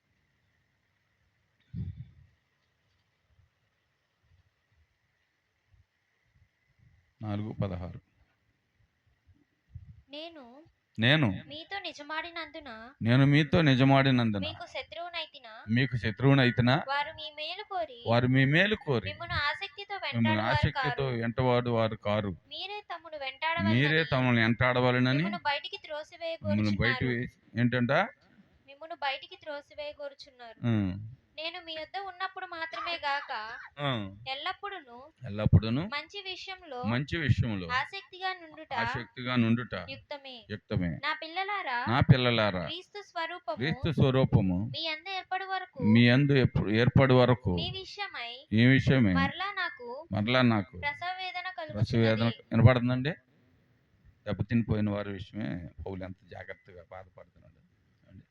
బహువేదన కలుగుతున్నదంట. అరే, నేను తొందరపడ్డానేమో, వారిని నేనే ఒకలా వాడు చేసే వ్యక్తిగా ఉన్నానేమో అని పౌలు బాగా దుఃఖపడి ప్రసవేదన అంటే స్త్రీ తన బిడ్డను కనేటప్పుడు ఎంత దుఃఖపడద్దండి. అమ్మో నాయనో అని అరిచిద్ది. ఎందుకని నేను చచ్చిపోతానమ్మా అనవసరంగా, ఎందుకు మా ఈ పాడు జన్మ లేకపోతే ఏదో రకరకాలుగా మాట్లాడుతూ ఏడుతూ అంత దుఃఖపడి శ్రమపడిద్ది కదా. ఇక్కడ పౌలు కూడా ప్రసవేదన పడుతున్నాడు వారి విషయం. అదవుతుందండి. అలా ప్రసవేదన పడితే ఆ ప్రసవేదన విషయంలో అంటే దేవుడు సహాయం చేసినప్పుడు ఆ వ్యక్తి అంత ఫ్రీగా డెలివరీ అయ్యిద్ది. అంటే డెలివరీ అయినాక ఆ బాధ అంతటిని మర్చిపోవాలంటే ఏం చేసిద్ది, ఆ పుట్టిన బిడ్డను పక్కన పెట్టినప్పుడు ఆ బిడ్డను చూసుకుని ఏమండి చనిపోయిన తన జీవితం, చనిపోతాననుకునే తన జీవితం, ఇది అనవసరం, ఈ జీవితం అనవసరం అనుకున్న వ్యక్తి బిడ్డను చూడగానే బాధను మర్చిపోయి బిడ్డను చూసి అచ్చం నాలాగా ఉన్నాడా, లేకపోతే నా భర్తలాగా ఉన్నాడా, లేదా మా అత్తలాగా మామలాగా ఉన్నాడు చెప్పుకుంటూ సంతోషించింది. అవునా? అప్పటికప్పుడే మర్చిపోయేది బాధ అంతా. ఇక్కడ పౌలు కూడా అంతే, ప్రసవేదన పడుతూ ఏమంటే వారి కొరకే ఈయన ప్రత్యేకించబడి ప్రార్థన చేసి వారిని రాబట్టుకున్నట్టుకు ఏమంటే వారిని రాబట్టుకున్నప్పుడు ఆయనకి ఎంత సంతోషంగా ఉంటుంది. ఏమండి, పోగొట్టుకున్న వారిని రాబట్టుకున్నప్పుడు ఆయనకి ఎంత సంతోషంగా ఉంటుంది. మళ్ళీ నా బిడ్డలందరూ నా చుట్టూ చేర్చబడ్డారు, నాతో చక్కగా జత చేయబడ్డారని చక్కగా సంతోషిస్తాడు. మొదట ప్రసవేదన ప్రాముఖ్యమైనది అండి. మొదట ప్రసవేదన ప్రాముఖ్యమైనది. ఇంకొక వచనం చూడండి. మిమ్మల్ని గూర్చి ఎటు తోచక ఉన్నాను, నేను ఇప్పుడే మీ మధ్యకు వచ్చి మరి ఒక విధముగా మీతో మాట్లాడగోరుచున్నాను. ధర్మశాస్త్రమునకు లోబడి ఉండగోరులారా, మీరు ధర్మశాస్త్రము వినుటలేదా? నాతో చెప్పుడి. దాసి వలన ఒకడును స్వతంత్రురాలు ఒకడును ఇద్దరు కుమారులు అబ్రహామునకు కలిగినని రాయబడి ఉన్నది కదా. అయినను దాసి వలన పుట్టినవాడు శరీర ప్రకారంగా పుట్టెను, స్వతంత్రాలు వలన పుట్టినవాడు వాగ్దానమును బట్టి పుట్టెను. వినపడుతుందండి? వీళ్ళిద్దరికి మధ్యలో వ్యత్యాసం ఏమొచ్చింది? ఏమంటే వీళ్ళిద్దరి మధ్యలో వ్యత్యాసం ఏంటి? దాసి వలన పుట్టిన వ్యక్తి ఏమో మూర్ఖ ప్రవర్తన కలిగిన వ్యక్తి. ఏమండి, మూర్ఖ ప్రవర్తన, తనకు తెలిసిందే కరెక్ట్ అనుకుని తన ఇష్టలు వీడిగా జీవించాలనే ఆలోచనతో ఉన్నాడు. వాటిని చూసినప్పుడు శారాకు ఎంతో బాధ కలిగింది. ఎందుకనంటే ఈ వ్యక్తి ఈ గృహంలో పెరిగితే వాగ్దానం చేత పుట్టిన నా కుమారుడు పాడైపోతాడేమో అనే ఒక మంచి ఆలోచన కలిగి ఏమండి అప్పుడు ఏముంది, అయ్యా దాని కుమారుడిని తీసుకెళ్ళి పంపించేసి రమ్మంటే అబ్రహాం ఏమంటున్నాడు, పంపించేయమంటూ నీ ఇష్టమేనా, తెచ్చుకోమంటూ నీ ఇష్టమే, వద్దంటూ నీ ఇష్టమేనా అంటున్నాడు ఇక్కడ. లేదు, ఆయన ఉంటే నా కుమారుడు పాడైపోతాడు. ఎందుకని ఆమె కుమారుని ఎలా పెంచాలనుకుంది, దేవుడు ఆమెకి ఎలా ఇచ్చాడో, దేవుడు ఏ రీతిగా ఆయన పట్ల ఒక ప్రణాళిక కలిగి ఉన్నాడో ఆ ప్రణాళికను నెరవేర్చే బిడ్డగా చేయాలని ఆమె ఆశపడి ఉంది. ఆ ప్రణాళిక చేతే బిడ్డను పెంచాలనుకుంది. పక్కనున్న వ్యక్తి అలాగా పెంచటకు అవకాశాన్ని ఇచ్చేదట్లేడు. తానే శత్రువులాగా ఉన్నట్టున్నాడు. దాన్ని గ్రహించింది ఆమె, విశ్వాసంతో గ్రహించింది. బిడ్డలు ఇద్దరిని పరిశీలన చేసింది. ఇద్దరు అబ్రహాం కుమారులే, కానీ తల్లులు వేరు కనుక ఆవిడ స్వభావాలు వేరు. కనపడుతుందా ప్రియులారా? తల్లులు వేరు కనుక వారి స్వభావాలు వేరుగా ఉన్నాయి. ఆ వేరు వేరు స్వభావాలను బట్టి ఏమంటే ఆయనదేమో ఐగుప్తి స్వభావం, ఆయనదేమో ఐగుప్తి ఇసలువీడి జీవితం, ఈయనదేమో వాగ్దాన పుత్రుడు, వాగ్దానం చేత జన్మించిన వ్యక్తి కనుక వాగ్దానాన్ని నెరవేర్చేవాడుగా ఉండాలి, దేవునికి అనుకూలమైన వ్యక్తిగా ఉండాలి, దేవుని కార్యాలను సిద్ధం చేసే వ్యక్తిగా ఉండాలి, దేవుని ప్రణాళికలు నెరవేర్చడం కొరకు ఆయన భూమి మీదకి వచ్చాడు కనుక ఎన్ని పరీక్షలు ఎదురైనా వాటన్నిటిని ఎదుర్కోగలిగిన సామర్థ్యత ఉంది ఆయనకి. ఆయన అటు ఒప్పుకోడు. ఆయన అవసరమైతే కత్తి తీసి దూసేస్తాడు. ఏమంటే ఒత్తిడి తగిలితే ఆయన ఒప్పుకోడు, కత్తి దోతాడు. కానీ ఈయన అలాగ చేయడు. ఈయన కత్తి ఎత్తితేనే కళ్ళు మూసుకున్నాడు తండ్రి కత్తి ఎత్తినప్పుడు. అవునా? ఏమంటే 25 సంవత్సరాలు కుర్రోడు, 90 ఏళ్ళు 100 సంవత్సరాలు దాటిన తండ్రిని పడేసి పారిపోలేడా? ఏమంటే పారిపోగలడు కదా. అప్పటికి ఆయనకి 99, ఈయనకి 25. అంటే ఎన్ని అక్కడికి 115 సంవత్సరాలు చిల్లర వచ్చేసినాయి అబ్రహాంకి. మరి 25 సంవత్సరాలు యవనస్తుడు ఉన్నట్టంటే పడిపోతాడు ఆయన అబ్రహాం, తోసుకుని వెళ్ళిపోవచ్చు. మరి ఆయన వాగ్దానం చేత పుట్టాడు కదా, ఆ వాగ్దానాన్ని నిలబెట్టాలంటే దీనత దేవుడు ఇచ్చాడు అతనికి, ఓర్చుకునే దీనత, అన్నిటినీ అండి సామర్థ్యత. అంతే క్రైస్తవుల్లో కూడా అంతే. ఉద్రేకం పనికిరాదండి. క్రైస్తవుడు ఉద్రేకపరుడు అయితే క్రైస్తవుడు కాలేడు. ఉద్రేకపరుడు ఎప్పుడు క్రైస్తవుడు కాలేడు. తగ్గించుకోవాలి, భరించాలి, ఓర్చుకోవాలి. అంటే అన్నిటినీ ఓర్చుకోవాలి. మన కళ్ళ ముందు అనేకమైనవి జరుగుతుంటాయి, అటన్నిటినీ మన మైండ్లో పెట్టుకోకూడదు. కొన్నిటిని మనం చూడాలి. అందుకని ఏమంది, కళ్ళు ఇచ్చింది దేనికి, చూచుటకే, కానీ అన్నిటినీ చూడటం కాదు. కనపడుతుందండి. నోరు ఇచ్చింది మాట్లాడటకి, అన్ని మాట్లాడటం కాదు. కాళ్ళు ఇచ్చింది నడవటకి, అన్ని స్థలాల్లో నడవకూడదు. చేతులు ఇచ్చి దేవుడు వాడుకుంటాకి, కానీ అన్నిటికీ వాటిని వాడకూడదు. దేనికి వాడాలో దేనికి వాడకూడదో ఆలోచించాలి. అర్థమవుతుందా ప్రియులారా? అంటే నాలుక చిన్నదే కానీ అది పాప ప్రపంచం. నాలుక చిన్నదే కానీ అది పాప ప్రపంచం. ఏమండి అగ్గిపుల్ల కంటే బాగా భయంకరమైంది. అగ్గిపుల్ల గీతేనే మండుద్ది, కానీ నాలుక గీయవసరంలా. ఏమండి ఏం మాట్లాడద్దో దానికే తెలియదు. అదుపు ఆజ్ఞ ఉండదు నాలుగుకి. అది మాట్లాడుతుంటే ఈపు బతులు ఆడుకుంటుందంట. అమ్మ తగ్గించి మాట్లాడమ్మా, దయచేసి తగ్గించుకోమ్మా అంటదంట. ఎందుకని నాలుగుని కొట్టరు, ఎవడు కొట్టేది ఈపు మీదేగా. ఏమండి నాలుగు బయటికి లాగి కొడతాం అయితే దానికి భయం ఉండేది. దాన్ని లాగి బయటకు కొట్టరు కనుక ఈపు బతులు ఆడుతుందంట నాలుగుని. మాట్లాడుతాం సులువే, ఎందుకని మాట్లాడేసి లోనకి వెళ్ళిపోద్ది. అది భరించవచ్చు, అదే శ్రమ పడేది. అందుకనే ప్రతి విషయంలోనూ నేను జాగ్రత్త కలిగి ఉండాలి. జాగ్రత్తగా పౌలు జీవితంలో ఎన్నో ఆటుపోట్లు ఎదురైనప్పుడు కూడా ఆయన అన్నిటినీ ఓర్చుకుంటూనే కొనసాగుతూ వెళ్ళాడు. కానీ ప్రభు నేను ఒక దుర్మార్గుడిగా జీవించినప్పుడు అందరూ నన్ను చూసి జడిచారు, ఇప్పుడు అందరూ నన్ను కొడుతున్నారు, ఎందుకు వచ్చిందా ఈ జీవితం, అసలు నువ్వు నన్ను చూస్తలేదా ప్రభా, నువ్వు నన్ను కాపాడట్లేదు, ఎందుకని ఈ పరీక్షలన్నీ నాకు ఎందుకు పెట్టావని ఎప్పుడైనా శోధించాడా దేవుణ్ణి? అంటే శోధించినట్టుందా ఎక్కడన్నా? బైబిల్లో శోధించినట్టుందా? దేవుణ్ణి ఎక్కడ శోధించాలి పౌలు. అన్నిటినీ సంతోషంగా అనుభవించాడు. ఆయన్ని ఒకసారి చెట్టుకు కట్టేసి కొడుతుంటే ఆయనకి ఒక కుటుంబంలో నలుగురు వ్యక్తులు, పెద్దవారు, 2 చిన్నవారు ఉంటారు. ఆ ఇంట్లోకి వెళ్ళినప్పుడు పౌలు మేము క్రైస్తవులం కాదండి అని వాళ్ళు మాట్లాడుతున్నప్పుడు ఆ పిల్ల పక్కన కూర్చుని కుక్కరు అన్నదంట, కోడి కూసినట్టు. ఏంటంటే నువ్వు అలా కుయ్యటకు కారణం ఏంటంటే యేసు ప్రభుని అప్పగించినప్పుడు పేతురు 3 సార్లు అబద్ధం ఆడాడు కదా, కోడి కూసిందిగా. ఇప్పుడు మా అమ్మ మా నాన్న అబద్ధం ఆడుతున్నాడు, మా అమ్మ తాతలు, అందుకే నేను కూసాను. అప్పుడు మొత్తాన్ని అందరిని చంపేస్తాడు.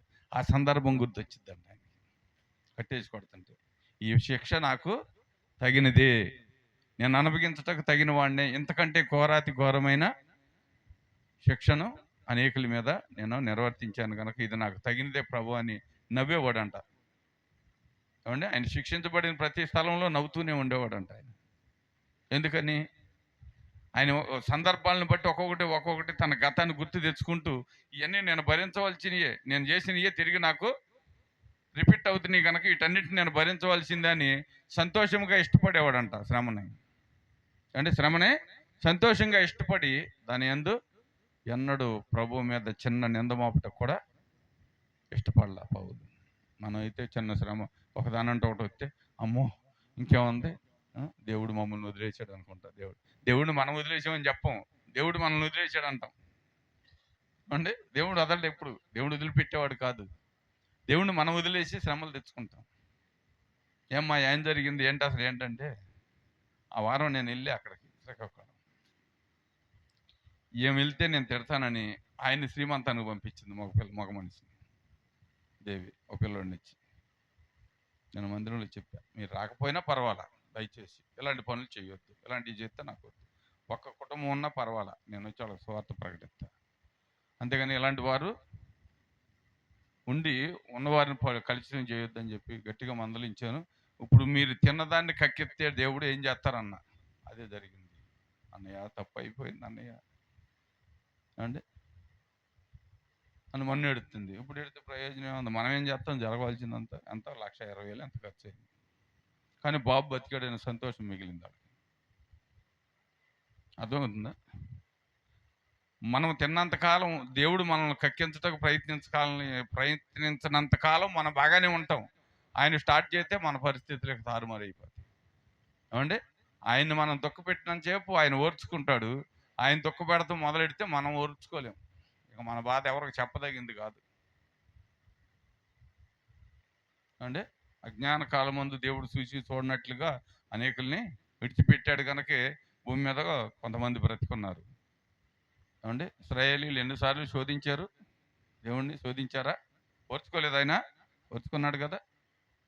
ఓర్చుకోమట్టి, లేకపోతే ఆయన కోపం వచ్చినాక ఏమైపోయారు? అరణ్యాలు అక్కడక్కడ రాలుకుంటూ వెళ్ళిపోయారు. అసలు వాళ్ళకి సమాధులు చేయటకు, పాతి పెట్టడానికి కూడా అవకాశం లేకుండా రాలుకుంటూ వెళ్ళిపోయారు దారి వారు. అర్థమవుతుందా ప్రియులారా? జాగ్రత్త, ప్రతి విషయాన్ని జాగ్రత్తగా గమనించండి. దేవుని వాక్యం మనకి వినబడుతుంది, దానిని ఎంతవరకు పాటించగలుగుతున్నాం? పాటించకపోతే దేవుడు లెక్క అడుగుతాడు. ఇప్పుడు ఇక్కడ ఇందాక చదివాం కదా, యోహాను సువార్త 14:1 చూడము ఒకసారి.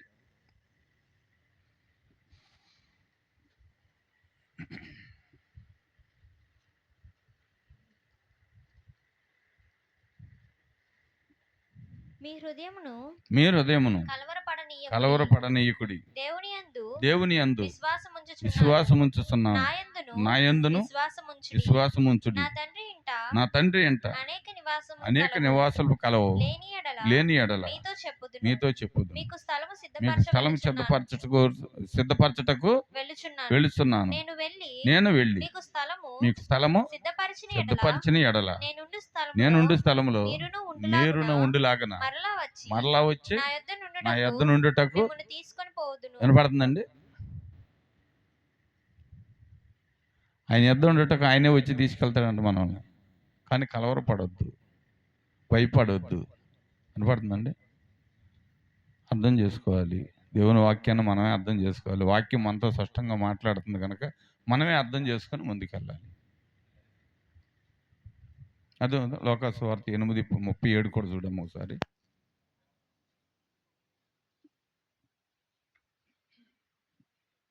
గెరసేనీయుల ప్రాంతంలో నుండి జనులందరూ బహు భయక్రాంతులైరి గనుక తమ్మును విడిచిపొమ్మని ఆయనను వేడుకొనిరి. ఆయన దోణి ఎక్కి వెళ్ళుచుండగా దయ్యములు వదిలిపోయిన మనుషుడు ఆయనతో కూడా తన్ను ఉండనిమ్మని ఆయనను వేడుకొనెను. హ్మ్. అయితే ఆయన, అయితే ఆయన, నీవు నీ ఇంటికి తిరిగి నీవు నీ వెళ్ళి ఇంటికి తిరిగి వెళ్ళి దేవుడు నీకెట్టి గొప్ప దేవుడు కార్యములు నీకెంత చేసెనో గొప్ప కార్యములు చేసినో తెలియజేయమని తెలియజేయమని వానితో చెప్పి వానితో చెప్పి వానిని పంపివేసెను. వాడిని పంపివేశాను. వాడు వెళ్ళి వాడు వెళ్ళి యేసు తనకెట్టి గొప్ప కార్యములు హ్మ్, చేసెనో చేసెను. ఆ పట్టణ మందంతటను హ్మ్, ప్రకటించెను. హ్మ్, జనసమూహము ఆ, ఆయన కొరకు ఎదురుచూచుచుండెను గనుక ఆ, యేసు తిరిగి వచ్చినప్పుడు ఆ, వారు ఆయనను చేర్చుకొనిరి. ఆ. ఇదిగో ఇదిగో అంతటా అంతటా ఇదిగో ఇదిగో సమాజ మందిరపు సమాజ అధికారి అయిన అధికారి అయిన యాయిరు అని ఒకడు వచ్చి యాయరు ఒకడు వచ్చి యేసు పాదముల మీద యేసు పడి పాదముల మీద పడి ఇంచుమించు ఇంచుమించు 12 12 ఏళ్ల ఈడుగల ఈడుగల తన యొక్కతే కుమార్తె తన యొక్కతే కుమార్తె చావ సిద్ధముగా సావు ఉన్నది సిద్ధముగా గనుక ఉన్నది గనుక ఆయన తన ఇంటికి రమ్మని ఆ ఇంటికి రమ్మని ఆయనను బ్రతిమాలికొనెను. ఆ, ఆయన ఆయన వెళ్ళుచుండగా వెళ్ళుచుండగా జనసమూహములు ఉమ్, ఆయన మీద పడుచుండిరి. చూడండి, ఆయన బయలుదేరినాక ఇక్కడేమో ఆ దెయ్యాలు పట్టిన వ్యక్తిని వెళ్ళగొట్టాడు అండి. గెరాసేన దేశంలో ఆ ప్రాంతంలో ఉన్న దెయ్యాలు బట్టి సమాధుల్లో బ్రతుకుతున్న వ్యక్తిని రక్షించాడు. తర్వాత యాయిరు కుమార్తె దగ్గరికి వెళ్తుంటే 12 సంవత్సరాల నుంచి రక్తస్రావంతో బాధపడుతున్న స్త్రీ వచ్చింది.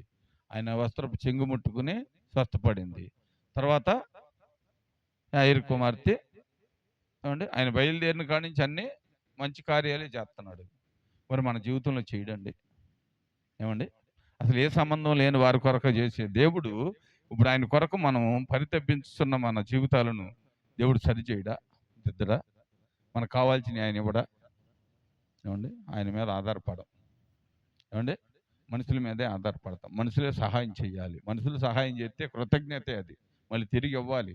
దేవుడు సహాయం చేస్తే మనం ఎప్పుడైనా తిరిగి ఇస్తాం మనం? అమ్మా, ఇచ్చాం ఎప్పుడన్నా ఆయనకి? ఆయన చేసిన మేలులో, అయ్యా నువ్వు చేసిన మేలు ఇదిగో అని చెప్పి తీసుకెళ్ళి ఇస్తాక అవకాశం ఉందా? చాలా జాగ్రత్తగా ఆలోచించాలి అండి. జాగ్రత్తగా ఆలోచించకపోతే వాక్యం వాక్యంగా నిలిపోద్ది. మనంగానే అంటే మనంగా వెళ్ళిపోతాం, వాక్యం వాక్యంగా వెళ్ళిపోద్ది. ఇంకా మనం ఎప్పుడు నేర్చుకునేది ఎప్పుడు? మనం ఎప్పుడు ఇందాక చదివాం కదా సామెతలు, అదే ఆలోచన. రేపు సంగతి ఏంటి, రేపేంటి, రేపేంటి, రేపేంటి ఏమండి? ఇక రేపుని గురించి ఆలోచిస్తున్నాం కానీ రేపు మనం లేకపోతే ఏంటి పరిస్థితి అని ఆలోచించాం ఎప్పుడైనా? ఏమండి, ఈ రాత్రే మనం లేము, రేపు సంగతి మనకి ఎలా తెలిసిద్ది? రేపటిని గురించి ఎందుకు చింతపడాలి? దానిలో గారంట తన అన్నయ్య చనిపోయినప్పుడు 14 మంది కుమారులు ఆయనకి. మొదట ఒక 5గురు, రెండో ఒక 9 పిల్లలు ఏమండి. అన్నయ్య చనిపోయాడు. 3 నెలలు పాపతో బాల్యంత, లాస్ట్ కానుపు అంటే 3 నెలలు పాప బాల్యంత అయితే ప్రభువుని అడిగాడు. ప్రభు, మళ్ళీ నేను కాకినాడ వెళ్ళి కొంత రోజులు హెడ్ మాస్టర్ జాబ్ చేసి నా అన్న కుటుంబాన్ని కూడా పోషిస్తాను. ఆయన చూస్తేనేమో బాలింతరాలు కదా, పరిస్థితులు అనుకూలంగా లేవు, ఇక్కడ చూస్తే మా దగ్గర ఏమీ లేదు. మరి నేను వెళ్ళి కొద్ది రోజులు అక్కడ జాబ్ చేసి మేమిద్దరం కలిసి జాబ్ చేసి ఆ కుటుంబానికి కూడా పోషణ అందిస్తాం అన్నాడు. ప్రభు ఏమన్నాడు? ఏమయ్యా, ఈ దేశం మీద ఉన్న కాకులు పక్షులు అన్నిటిని ఎవరు పోషిస్తున్నారు? నువ్వే పోషిస్తున్నావా అని అడిగారంట. లేదయ్యా, మీరే పోషిస్తున్నారు. ఇన్ని జంతువులను పోషించే నేను నీ అన్న కుటుంబాన్ని పోషించలేనా అని అన్నారంట. సర్లే ప్రభు అని ఆయన దేవుడి మాటకు లోపడ్డారు కాబట్టి సర్లే ప్రభు అని ఆగారు. మనం అయితే ఆగుతామా? ఏమండి, ఆగుతామా? అబద్ధం ఆడకుండా చెప్పండి, మనం ఆగుతామా? ఈయనకేం పని పాట ఏం లేదు, ఎక్కడో కూర్చున్నాడు, మా కష్టాలు ఈయనకేం తెలుసు అని పడదోసుకుని వెళ్ళిపోతాం. కానీ దానియేలు గారు అలా ఏమండి, అలా ఆగిపోయారు. ఆగిపోయినాక ఆయన జాబ్ చేసుకుంటూ వచ్చిన దానిలో, ఈ సేవ చేసుకుంటూ వచ్చిన దానిలో కొద్దిగా ఏమండి రూపాయి సంపాదిస్తే ఒక పావల వాళ్ళకి, ఒక పావల ఈయన్ని తీసుకుంటూ అలాగే కుటుంబ పోషణ జరుగుతూ ఏమండి ఎలాగైతే పోషించబడ్డారు వాళ్ళు. మరి వాళ్ళ కొరకు ఈయన చింతపడి దేవుని మాటను తోసివేస్తే ఇవాళ ఈ మార్గం మనకు వచ్చేదా? ఆయన గురించి చెప్పుకుంటకు మనకు ఒక చరిత్ర ఉండేదా? చూడండి ప్రియులారా, బాగా ఆలోచించండి రేపటి గురించి. ఏమండి, చింతించి మనం చేయగలిగేది, మన బిడ్డలకు మనం ఏదో ఇవ్వాలనుకుంటాం, అన్స్మీట్గా మనం ఉండం. వారికి ఏం జరుగుతుందో మనకు తెలిసిద్దా? ఏమండి, ఏం జరుగుద్దో తెలియదు, వాళ్ళకి ఏం జరుగుతుందో మనకు తెలిసిద్దా? ఎందుకు మనం ఆశపడాలి? జీవము దేవుడు మనకు తోడుగా ఉన్నాడు అంటే ఏ సమయానికి ఏది కావాలో ఆయనకు తెలుసు. అన్నిటినీ ఇచ్చే దేవుడు ఆయన యందే మనం నిరీక్షణ కలిగి ఉండాలి. అంటే పౌలు ప్రతి విషయంలో ఆయన మీదే భారం పెట్టాడు. తన జీవితం అంతయో ఆయన కొరకే ప్రభు నా కొరకు రక్తాన్ని చిందించాడు కనుక రక్తానికి ప్రాయశ్చిత్తం, రక్తం చిందించాలని అంటే ప్రాణం పెట్టాడా లేదా? తల నరికించుకున్నాడు. అంటే ప్రభువుకి కాళ్ళకి, చేతులకి, ఈ తలకి ముళ్ళ కిరీటం పెట్టించారు. చేతులు గాయాలు, డొక్కగా గాయం. ఆయన అయితే తలే లేకుండా తీయించేసుకున్నాడు. ఏదో ఒక రీతిగా నా రక్తం కూడా రక్తానికి ప్రాయశ్చిత్తం, రక్తమే ప్రాయశ్చిత్తం అనుకున్నాడు. ఏమండి? ఆ నెరవేర్పును కొనసాగించుటకు ఇష్టపడ్డాడు. మరి నీవు నేను చేయవలసిన పని ఏంటి? దేవుడు మనకు అప్పగించిన పని ఏంటి? మనం ఏం చేస్తామని వాగ్దానం తీసుకున్నాం దేవుని దగ్గర మొదట. అండ్ మారు మనసు పొందినప్పుడు కొన్ని వాగ్దానాలు చేస్తాం కదా, చేస్తామా? అవి మరి నెరవేర్చకపోతే మనం డూప్లికేట్ అయిపోతాం, దొంగలమే కదా. చెప్పిన వాగ్దానం నెరవేర్చకపోతే దొంగలెక్కేగా. మరి దొంగను దేవుడు ఓర్చుకుంటాడా? ఆలోచించాలి. మీరు ఆలోచిస్తే అర్థం అవుద్ది. దొంగను దేవుడు ఓర్చుకుంటాడా? మరి దేవుడు మనల్ని ఎందుకు ఓర్చుకుంటున్నాడు? మనం ఆయన పని చేయలేకపోయినా, మనం అనుకున్నవన్నీ మనం చేస్తామని వాగ్దానం చేసి కూడా నెరవేర్చకపోయినా దేవుడు మనల్ని ఓర్చుకుంటున్నాడంటే ఆయన మనల్ని ప్రేమిస్తున్నాడు. ఆయన ప్రేమ ద్వారా కాపాడబడుతున్నాం. అంతేగాని మన తెలివిని బట్టి, మనకున్న బలాన్ని బట్టి, మనకున్న ధనాన్ని బట్టి కాదండి. ఆయన ప్రేమను బట్టే మనము కాపాడబడుతున్నాం. అందుకే మనం ప్రతి పనిలోనూ మొదట ఆయన ఉండాలి. మన ప్రయాణంలో ఆయన ఉండాలి. మన ప్రయాసలో ఆయన ఉండాలి. మనం చేసే ప్రతి పని ఆయన సఫలపరిస్తే నూరంతలుగాను. ఏమండి? ఏమన్నాడు? పిడికిడి విత్తనములు తీసుకుని కన్నీటితో దుఃఖంతో ఇత్తువాడు అంటే సంతోషమైన పనులను మోసుకుని ఇంటికి తెచ్చుకుంటాడు. అంటే పిడికిడి విత్తనములు కన్నీటితో ఏడుస్తూ వెళ్ళి విత్తనాలు చల్లితే ప్రభు పాదాల దగ్గర కూర్చుని అంటే వచ్చేటప్పుడు సంతోషమైన పనులు మోసుకొస్తాడు. పిడికిడి విత్తనాలేగా, మరి పనులు ఎక్కడి నుంచి వస్తాయి? పనులు మోసుకొస్తారని చెబుతుంది వాక్యం. అందుకని ఆయన మీద పెట్టాలి. నీ సమస్త భారమును నా మీద ఉంచుడి, నా మీద మోపండి, నేను మోస్తాను అంటున్నాడు. మన పాప భారం మోసిన దేవుడు ఈ చిన్న చిన్న భారాలు మోయలేడా అంటే? మన పాప భారం అంతా ఆయన భుజం మీద భరించి గొల్గోత కొండ ఎక్కేటప్పుడు ఏమంటే కింద ఎగతాళి చేసేవారు, హేళన చేసేవారు, కింద రాళ్ళు పరిచి రాళ్ళ మీద ముళ్ళు జల్లుతున్నప్పుడు ప్రభు ఏమంటే ముళ్ళు జల్లుతున్నప్పుడు ప్రభు ఆ ముళ్ళ విషయంలో కాళ్ళకు ముళ్ళు తగిలినప్పుడు ఆ కాళ్ళలో ముళ్ళు దిగి ఏమంటే ఆ ముళ్ళు కొరకు ఇట్లా కాలు దిగినప్పుడు మరి బరువు గల 103 కేజీలు బరువు గల సిలువ ఆయన మీద పడిపోయి ఆయన కింద పడిపోయి ఏమండి బాధపడుతూ ఆ కాళ్ళలో ముళ్ళు తీసుకున్నప్పుడు పైన మళ్ళీ మీద కొరడాల దెబ్బలు. ఏమండి? ఎవరి కొరకు భరించాడు ఇవన్నీ? ఏమండి? తనకున్న బంధువుల కొరక, లేకపోతే తనకున్న కుటుంబం కొరక సమస్త భారాన్ని మోసింది నీ కొరకు, నా కొరకే కదా. నీ జీవితం నా జీవితం మార్పు చెందాలనే కదా. నీవు నేను పరివర్తన చెందాలనే కదా. నీ జీవితంలో నా జీవితంలో యొక్క ఉన్నతమైన ఉద్దేశాలను కలిగి ఉండాలి. ఏమండి? నీ బిడ్డలు నా బిడ్డలు నేను నువ్వు సంతోషంగా ఉండాలి. మనమంతా స్వాతంత్రులుగా బ్రతకాలి. ఆయన రాజ్యం కొరకు నీవు నేను ప్రయాసపడేవారుగా ఉండాలని, ఆయన చిత్తాన్ని నెరవేర్చేవారుగా ఉండాలని దేవుడు ఈ సమస్త భారాన్ని మోసాడు. మరి నీవు నేను ఎంత నిర్లక్ష్యంగా ఉన్నాము? ఎంత నిర్లక్ష్యంగా ఉన్నప్పుడు ఆయన మనల్ని చూసినప్పుడు ఎంత ఏడుస్తాడు? అరే వీరి కొరకు నేను ఎంత త్యాగం చేశాను, ఇంకొను నన్ను అర్థం చేసుకోలేకపోతున్నారే, నన్ను అర్థం చేసుకుంటే ఇంకా వీరు లోబడలేకపోతున్నారని దేవుడు ఎంత దుఃఖపడుతున్నాడు. ఒకసారి పరీక్షిద్దామా? ఒక నిమిషం ప్రార్థన చేద్దాం అందరం. ఒక నిమిషం అందరం ప్రార్థన చేద్దాం. బలారాన్ని తీసుకునే వాళ్ళందరూ ప్రార్థన అయినాక ఉండిపోండి, తీసుకునే వాళ్ళు వెళ్ళిపోతారు. ఇప్పుడు ప్రజెంట్ అందరూ ఉండాలి ఇక్కడ ప్రార్థనలో.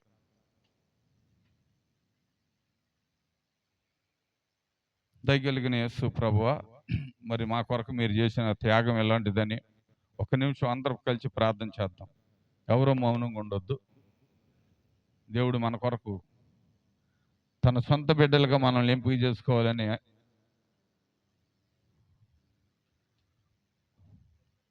తన ఆశలను కోరికలను నెరవేర్చటకు దేవుడు మనకి ఇచ్చిన అవకాశాన్ని జాగ్రత్తగా సద్వినియోగపరచుకుందాం. ఎవరో నిర్లక్ష్యం చేయొద్దు ప్రియులారా. ప్రార్థన చేయండి, ప్రార్థనలో కొనసాగండి. దేవుడిని మనం మహింపరచాలి. ప్రభువా, నా కొరకు, నా జీవితం కొరకు, నా కుటుంబం కొరకు, రాబోయే విపత్తులను విపత్తుల నుంచి విడిపించడం కొరకు మీరు నా కొరకు చేసిన త్యాగాన్ని బట్టి వందనాలు ప్రభు. కృతజ్ఞతలు చెల్లిద్దాం.